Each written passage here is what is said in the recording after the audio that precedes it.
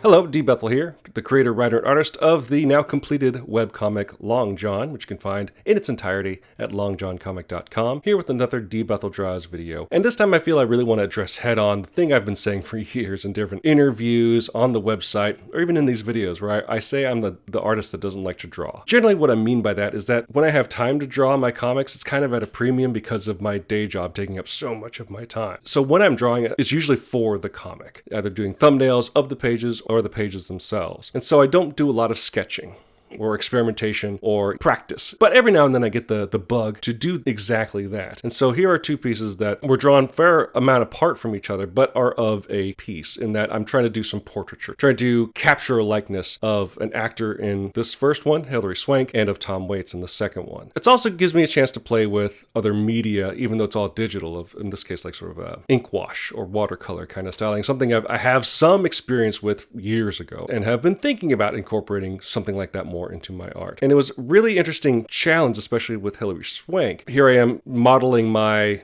portrait here off of a thumbnail I found of her from a video for a promo on YouTube promoting her show at the time, Alaska Daily, a show we enjoyed here in this household. The thing that I learned was really kind of finding the balance of the proportions of her face and really emphasizing that stare that she can get, if you are familiar with her work at all, especially with her work in that show. I was really able to call it done once I feel like I got that, where everything kind of in the design of the drawing zeroed in on that stare.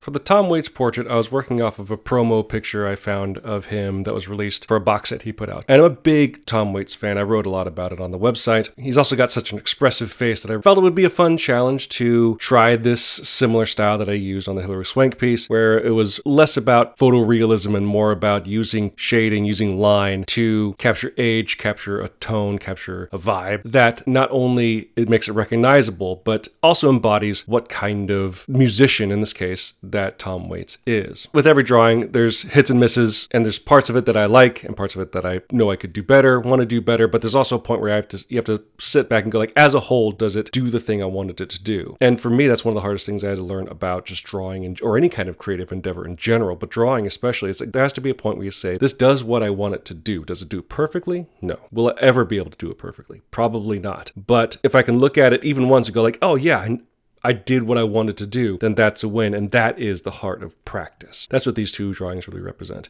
I'm Bethel, and thank you for watching me draw.